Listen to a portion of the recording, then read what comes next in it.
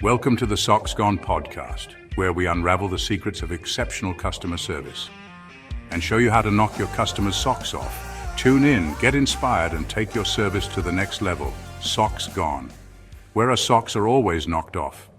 Welcome back to the Socks Gone podcast, where our socks are always knocked off. I have a very special guest today. I'm going to share some great things. Excited to have him. I have Randy here. Randy, I want to get right to it, and I'll let you introduce yourself, talk about your company, and tell us about your journey and how you got to where you are today. Absolutely. Thanks for bringing me on, Corey. My journey actually started back, believe it or not, outside of contracting, and that was in the IT security software space. I worked in the corporate world where I would help organizations up into, including the Pentagon, identify nation-state threats on their network and then come up with a risk assessment and then ultimately a solution for making sure to mitigate that, to make sure it didn't happen again. And that career lasted me well over 20 years. And I thought that really realistically, that's what I would retire doing, was being an IT nerd. My mom had 4 boys, and 3 of them went straight into construction, and one of them was a nerd. And I love it.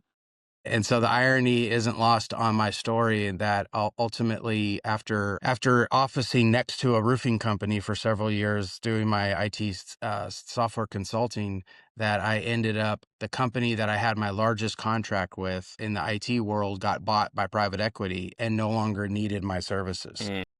And so I found myself pretty much overnight without a job, being the sole breadwinner in my family. And when you have 6 kids, you got to make sure that you're bringing in the bread. And so my now partner asked me, because prior to that, we had several lunches and conversations about business, just high level, nothing really in the weeds. And I had actually started selling for him at the roofing company on nights and weekends, purely just to understand the industry so that I can give him some more feedback on things that he could potentially do to grow his business. Cause I just love seeing good people win. Mm-hmm. So it's always been my nature is to see, even when I was in the IT world, prior to moving to Texas and I worked in the office for the IT software company, I would office with somebody else and I'd hear them have a conversation. And some people just keep their nose on their own face. I'm not that guy. So I'd hear them have the same conversation with a person. I remember this one moment where I told my colleague, Brad, he hangs the phone up and I said, "She doesn't want to date you." And he said, "What?" And I said, "I have heard you talk to that guy at least no less than 4 or 5 times, and he's giving you an excuse every single time why he doesn't want to move forward or hasn't had a chance to give you the time of day. He doesn't want to date, dude.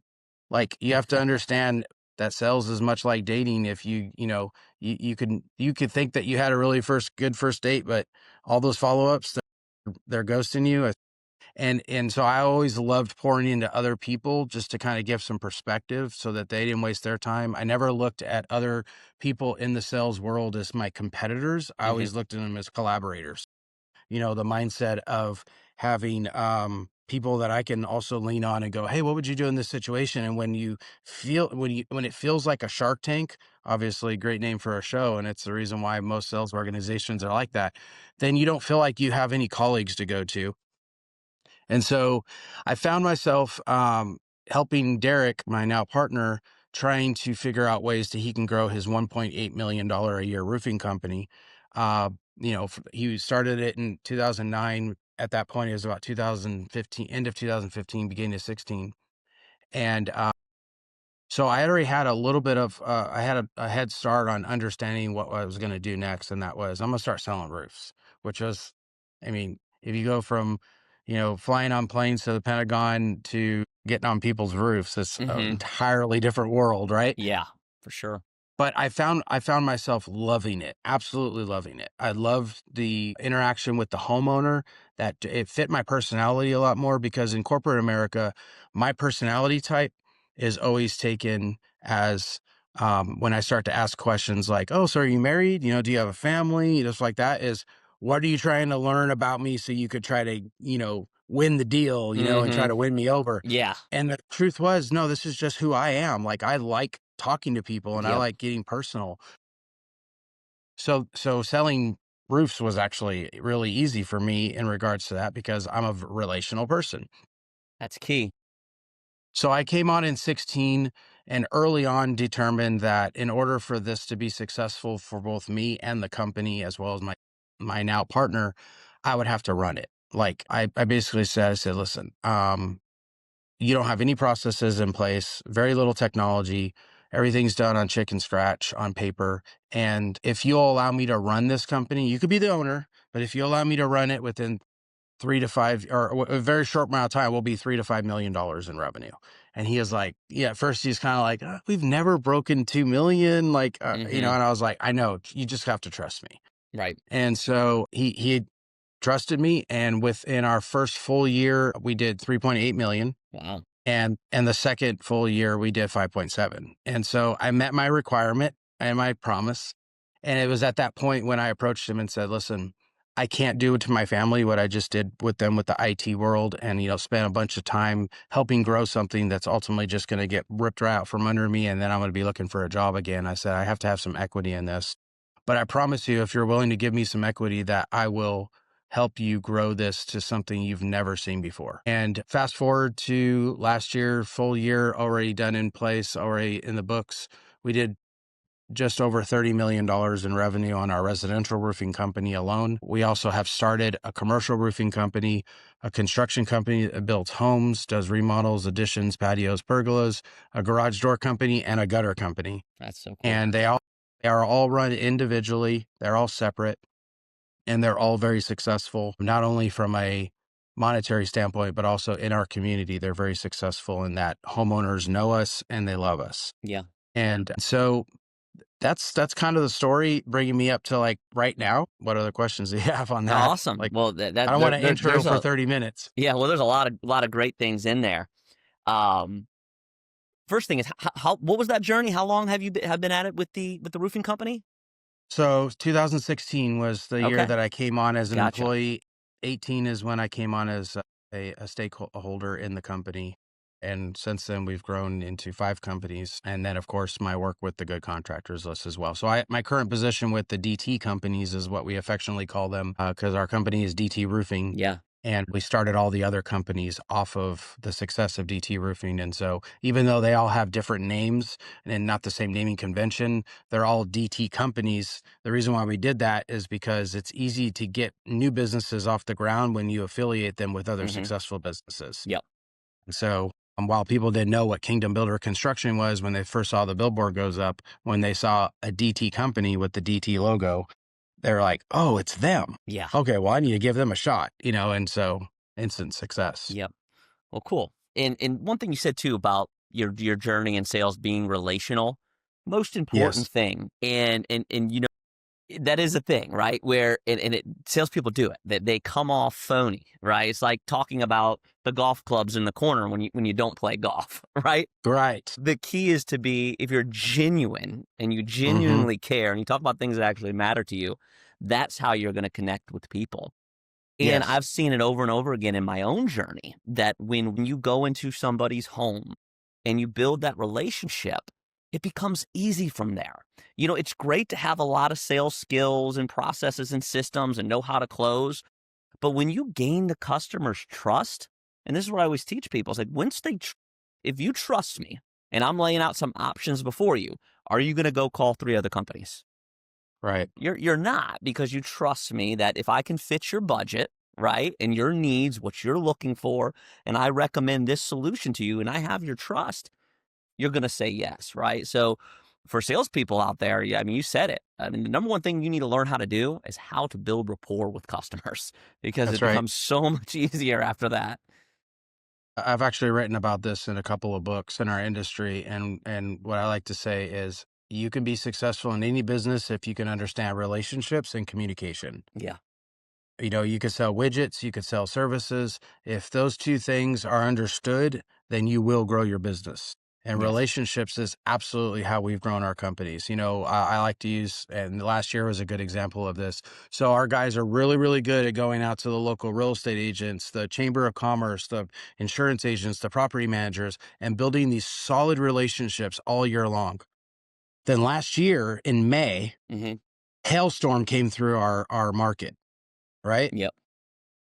In June, we sold $6.5 million worth of roofs. Wow. Now, there's roofing companies out there that would say if I sold $6.5 million in a year, I would count that as a successful year. And it would be. Yeah. But the reason why we were so successful in June was because all of those relationships that were constantly growing all came home to roost. They all happened where people said, I know who I'm using.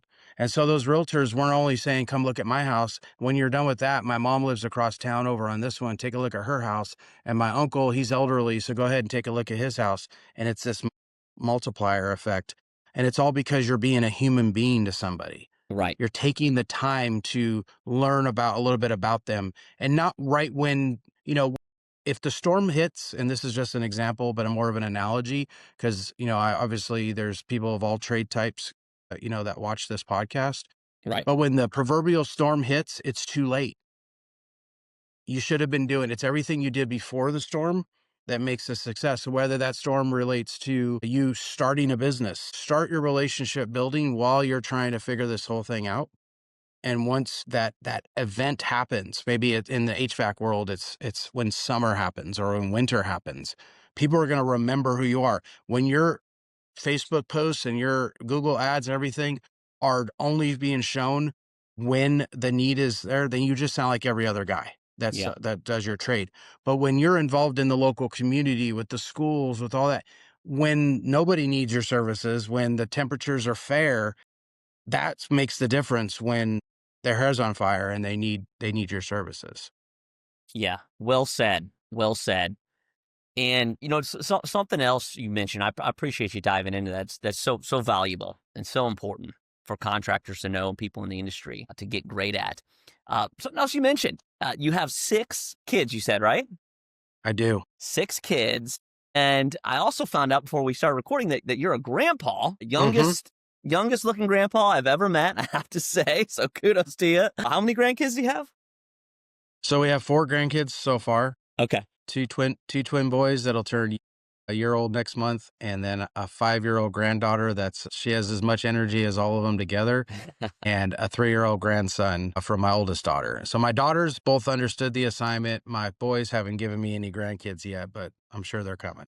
I love it. So just quickly, and we'll move on to some other things, but this is so important. I don't feel like it's talked about enough. You're a successful businessman, multiple companies. What's one thing you could share about staying balanced between being successful in business, going after it, but not neglecting and losing touch with your family and your kids? Be intentional about being available. So like as I mentioned, I have 2 girls, which implies mathematically I have 4 boys. And my 3 oldest boys were always heavily into sports. And so I coached them. I coached they played football. That was their primary sport. My oldest daughter played volleyball, softball, basketball. We love sports in our family. I've never missed a game ever. Like, it didn't matter. I would always schedule my business, my work around it. Now, I know that's not possible for everyone. Yeah. But it was because I was being intentional about making sure that I was available when I knew what the schedule was. So at the beginning of the year, I would have that list out and I would put it on my calendar well before somebody else saw my calendar and filled it, so that I was intentional about being present. My kids all know a couple of things about Dad or Papa, my grandkids, and that is Papa loves to work or Dad loves to work. I am a workaholic. However, I don't do it. I love what I do. Mm-hmm. Like, when I'm always thinking about it. Like, there's some people out there that have hobbies, and I do have a couple of hobbies myself. I love to hunt. I have a race car that I love to take out every once in a while. However, I love thinking about business. So like, I'm one of those weird people that will actually reach out to my competition. I use that term loosely because I'm more of a collaborator than a competitor, but Yeah. in the normal vernacular, it's competition, and pour into them and go, hey, have you considered doing this? And they're like, why would you do that? Like, that doesn't make any sense at all. Yeah. And maybe it's because of my industry, but my industry is not well known for, a lot of honesty and integrity. And so when I see a company that's doing it right, I want them to be successful because Yes. it helps elevate the entire industry and the perception of the industry to the constituents, to the homeowners that we're ultimately going to serve. Because last year, as well as we did, I only did 1,500 roofs. And there are thousands of homes in our area that we serve. So there has to be other good guys that are doing it right as well. And so I absolutely love. So when I'm not working on my own businesses, I'm helping other people. I've had people fly in from other states. In fact, I have a gentleman flying in the middle of October from a roofing company out in Indiana who's going to stay for a couple of days, and we're just going to talk business. And I think that's really important for company owners to do is go meet with somebody in your space that's where you want to be and talk shop. Yes. You don't know everything. I don't know everything. I do what I said what I tell other people to do. I flew out to Georgia a few months ago and met with Fraser Roofing with Dominic Fraser.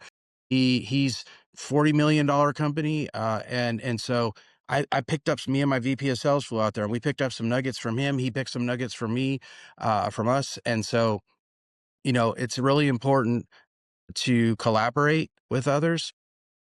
So the balance comes from being intentional, and making sure that you're on purpose about the things that you do. Yeah, there's a lot of wisdom in that, and the whole thing with your competition you mentioned as well. I think it's a great way of thinking, and obviously a successful way of thinking and doing things.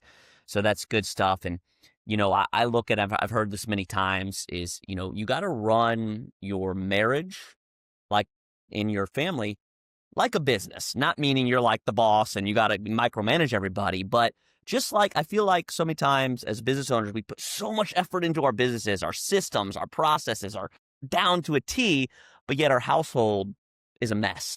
It's not in order, Yes, right? Our house isn't in order. And I think about the scripture that says, if you desire to be a leader, you got to first have your household in order. For if you can't manage your own household, how can you ever expect to manage the household of God or a business or anything for that matter, right? So it's that's the right. home has to be in order first, and I'm sure you could testify to this. When your home's in order, you're so much more successful when No you're at question. work, when you're at business, because otherwise that's all nagging in the back of your head and just it's slowing you down. And so, And my wife works in our companies, and she's definitely called me out sometimes when it could be business related, and I'll say something to her or get on her about something, and she'll say, "Would you have responded like that to one of our employees?" right. And I'm like, "Ooh, Hmm. okay, you got me," Yeah, because I'll that's so forget. true. Yeah, yeah, no, that's all. And of course, spiritual correction is very important. And so Yeah. and in the moment, I may be butthurt, but she's not wrong. She's not wrong. So Yeah. sometimes we'll also take advantage of the fact that the person's related to us Yeah. in business and Absolutely. not treat them the same way. But yeah, Well, awesome. Well, I appreciate you sharing that.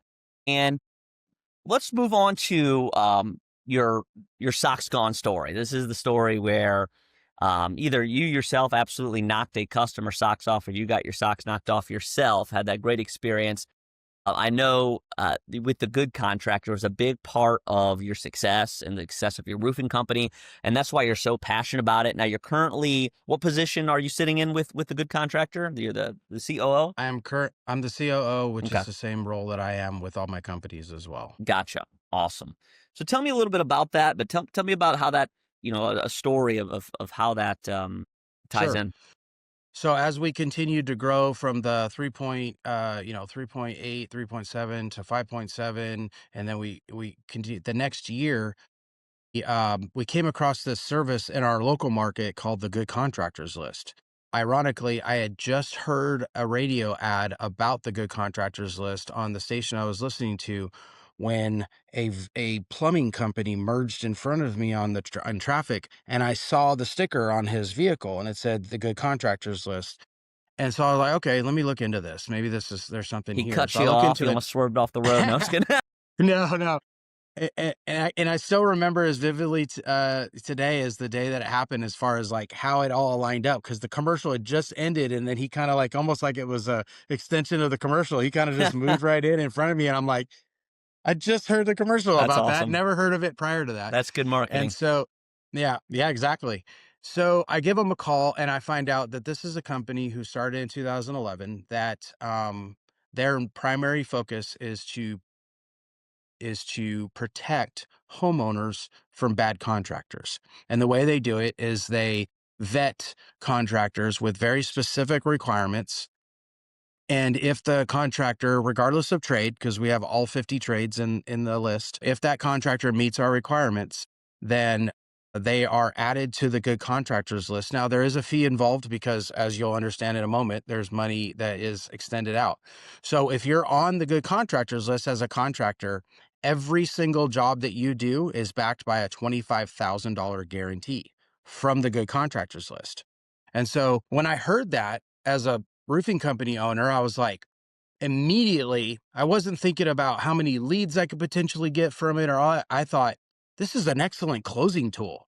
Yeah. Because how many times do you, as a contractor, do you sit in front of the homeowner and all you do is just do this hydrant of why us, right? We have 5-star reviews on Google. We've been in business for 20 years. We did this. We got this platinum certification here and all that. But guess what? You forget you sound like the other two guys that they're talking to as well, right? So there's not really any way to differentiate you. But with the Good Contractors List, you're able to end it by saying, we're also members of the Good Contractors List. And what that means for you is we've been vetted as a company to be not only running our business properly, having our act together essentially, but every job we do is backed by them with a $25,000 guarantee, which means by choosing us, you have zero risk. And that was a huge shift in mindset for our sales team. In fact, today, if I took our company off the Good Contractors List, I'd probably be lynched in the town square by my sales guys because they love using it as a guarantee. And we got on in end of 19, beginning of 20, and we started noticing more success on the closing. So while there's a lot of companies out there that try to sell leads, we're a closing company. We're a guarantee. And so I like to tell people I've never paid my electric bill with a lead. I pay it with money. So our goal is to help contractors win more business using our reputation, our guarantee for your company. And if you already have a great reputation, then that's just a stack, right? But it differentiates you from the other people that they potentially may be going against. And it works so well for our company after the first year of being on it that I approached John Stuart Hill, the founder, and I said, listen, why are you not nationwide with this? Because they were just in DFW at the time. And he said, I'll be honest with you, Randy. He said, I don't even know what that would look like. I set this whole thing up in DFW. It's been a resounding success for our contractors. I mean, since 2011, they have backed more than $5 billion worth of jobs from DFW contractors alone. So that tells you how successful this is. But he wasn't ready back then in 2021, around that. He wasn't ready to take it nationwide. And so fast forward to about 6 months ago, he had some additional conversations with some people who convinced him he needs to take this nationwide. So a few months ago, he reached out to me and he said, listen, I've seen what you guys have been doing with the DT companies locally, because he actually lives in our community. And I'd love you to come on board and take this nationwide because you've always believed in it. And I know that you have what it'll take to make it happen because you believe in our core values and our mission that we're doing here. And that's really what this is. This is a mission. So yeah, ultimately I came on as the COO 2 months ago. And within the first month of taking it nationwide, we're now in 17 new states. And Wow. this is resonating with contractors that are saying, I'm tired of not being represented. I'm a good guy. I wake up every morning with a goal of serving my customers and serving them well. But every time I turn on the news, there's a guy in a jumpsuit with his numbers in front of him at jail where he was ripping off an old lady of $11,000 in Georgia or in Texas or California. And we're not represented. The good guys aren't represented because no one does a news story about when I show up what I said I was going to do exactly the contract work I said I was going to do, charge the customer what I said I was going to do, and give them a warranty and be here for them in 5 years when they need to use that warranty potentially. Yeah. And so the Good Contractors List is a safe community of contractors that homeowners can go to find their contractors that doesn't cost them a thing. The contractors pay a nominal fee to be on the list, but I use the example of my company last year. As I mentioned, my roofing company did $30 million in revenue. If we think like a homeowner, what percentage of those customers do you think last year chose my company? Because when our salesmen mentioned that we have a $25,000 guarantee from a third party on every single job, what percentage do you think chose to go with us because of that? If the percentage was 10%, we'll be ultra conservative and say it Yeah. was 10%. That added $3 million to my revenue last year, Yeah. right? And so going and presenting that, it was a no-brainer to jump on board and be part of this, because I know that in the next 3 to 5 years, this will be a household name throughout America. And we're super excited about it because people are tired, contractors are tired of or just buying leads that don't go anywhere. And homeowners are tired of blindly being sent contractors from lead generation companies.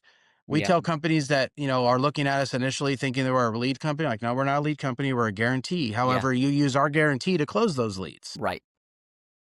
And And that's what we so all that's want to do more of, right? Is close more deals. I want my close rate to be better. I don't want my lead rate to increase. I want my close rate for the leads that I do capture to decrease, because then my customer acquisition cost is much lower Hmm. over time, and it allows me to grow my business. That's what the Good Contractors List is, and stands apart from any other company in the industry because it covers all 50 trades and it's a guarantee on every single job. Yeah. And having guarantees you can stand behind is so key. My dad, he's right behind me in this picture. He passed away a few years back. I have a lot of peace knowing he accomplished his mission on earth, though. But anyways, Man, he was a GOAT sales trainer in HVAC, plumbing, electrical companies. One of his biggest things that he trained on, he taught me, and that he would teach the technicians and the sales representatives, is to teach the customer, that we are a no risk company. And if you can yes. do that and say that with confidence, like you said, how many deals does that close? A lot. And I guarantee you it's all, you probably have the numbers, but I guarantee it's a lot more than 10%. Well, and I want to address that. I've Yeah. had people ask me before, like, so how do you, what percentage of your deals? I go back to psychology. If I asked you after you just made a decision to move forward with DT Roofing as your roofing company, if I load a question and say, Corey, let me ask you a question because we're just trying to figure this out on the ROI. How much of your decision was based on the fact that we had a $25,000 guarantee and you had no risk working with us? Yeah. What percentage do you think of the customers are going to say that was part of it? A big percentage. Right. So Yeah, I don't want to be I know it. I don't want to be disingenuous and go out to all my customers and say what percent, because then I'm going around talking to other contractors from the Good Contractors List saying 90% of my customers Right. said.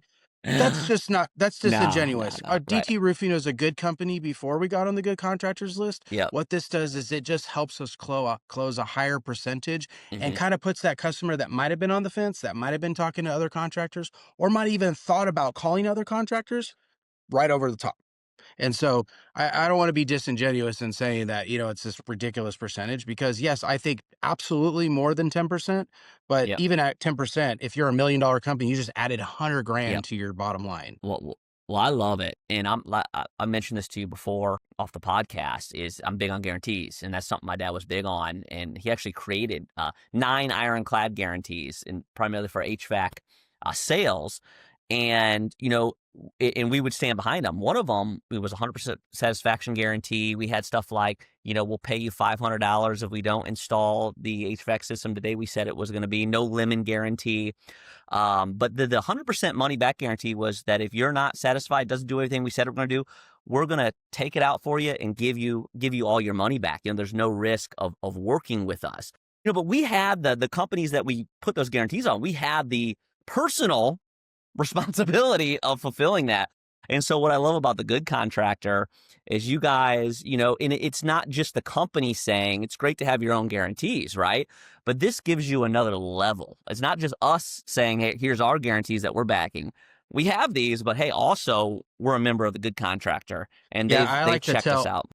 I like to tell contractors, like, go grab $40, two Hmm. $20 bills, stack them on the top, and a bunch of paper in the middle that is the same size as of dollars, Yeah, and then wrap it in a $25,000 bankroll thing. yeah, And then when you're sitting in front of your customer, put that down on the table and say, this is what they're guaranteeing. Yes. Because it helps the homeowner like go, they're actually putting real money down. Like if you go to Better Business Bureau and say that Jack's Plumbing, sorry if there's a Jack's Plumbing listening, I'm just making the name up.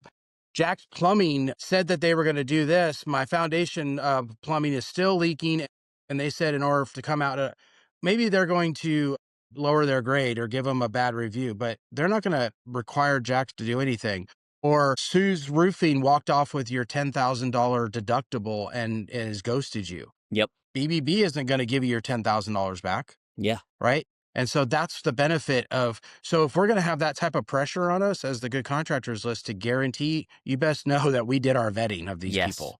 We made sure that these people were in business at least 3 years, because oftentimes that 3-year mark is when you've paid all the dumb tax for business. You figured out how to run your books. You understand your P&Ls. You understand how to do your marketing and pay your bills. That they have a good online reputation, that they have a website that the customers can navigate so that you know that this is a legitimate company, that they're treating themselves like a legitimate company. And then, of course, the owners have to pass a background check that doesn't only include criminal, but also financial, from a standpoint of, this somebody who starts up businesses notoriously just to drive them into a flaming ball into the ground and take a wake of customers with them just to start another company and do the same thing over and over. So we're checking all that. And we've had a huge success rate since 2011 on finding the right contractors. And so now we're taking this nationwide.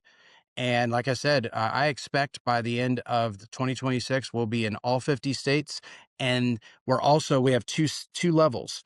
Get the service in all 50 states, but then also expand the service to all 50 trades within all 50 states pretty quickly as well. And that's one of the benefits of this, is that cross-pollination. Once this hits critical mass in a market, now the plumber that registers his customers for the guarantee on the website then receives, he's giving the roofer, the potential customers, that because the next time they go, they're going to go to Good Contractors List because they had a great experience with that plumber. Right. Now that I'm looking for roofers.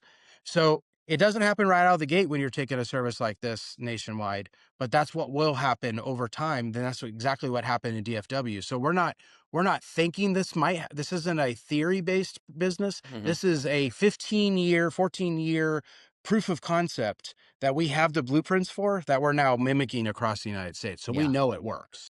Yeah, I love it. So good. So good. No risk company. You got to have it. If you don't have it, you need to get it immediately. So I love it. I appreciate you sharing all that. Now, before we wrap up, I mean, you shared a lot there. I just want to make sure, and I'll obviously have wherever we post this on social media and the show notes and everything, links to be able to reach out to you, and you could provide that for me so that everybody listening can get access. But tell me just briefly, what's the best way for people to get going on the Good Contractors List, and so they can benefit from this? So if you're a contractor who's interested in learning more about the Good Contractors List, you'll simply go to thegoodcontractorslist.com. And at the top of the website, you'll see a Become a Contractor button. Click on that, fill out the small form, and one of our team members will follow up with you and tell you all about it. If you're a homeowner and you're interested in using the Good Contractors List outside of the DFW market, I would say be patient with us. It's coming. It's coming. You may type in your zip and find that you'll find a plumber, or you'll find an HVAC tech or a roofer, but you may not find the other trades. This is going to grow, but it's not going to grow overnight, because we're very specific on who we allow on the list. We don't just open the list up. If you have a contracting business and you'll pay us a certain amount, we'll allow you on. That's not how that works. That's not how we can provide that guarantee. So, but I would say as a homeowner, just keep coming back to the list. If you know a contractor, and this is on both sides, if you're a contractor or a homeowner, if you know a contractor who fits this bill, everything that I said is our requirement, send them to our website and have them click on Become a Contractor so we can start vetting them and getting them on the list, because I can promise you this will not only help the good guys grow their business, but it'll help more homeowners not be victimized by the bad guys. That's it. Beautiful mission. I appreciate it. Well, Randy, this has been more than valuable. I really appreciate your time. And to everyone listening, thank you for joining us again on the Socks Gone podcast, where our socks are always knocked off. Randy, you've knocked my socks off. I appreciate it. And that's awesome. Yeah, look forward to having you back on. Lots more. I'd love to be back on. Wealth on. of knowledge. Lots more we could discuss. So I appreciate your time, and we'll see everybody next time. Thank you. Socks gone. Where our socks are always knocked off.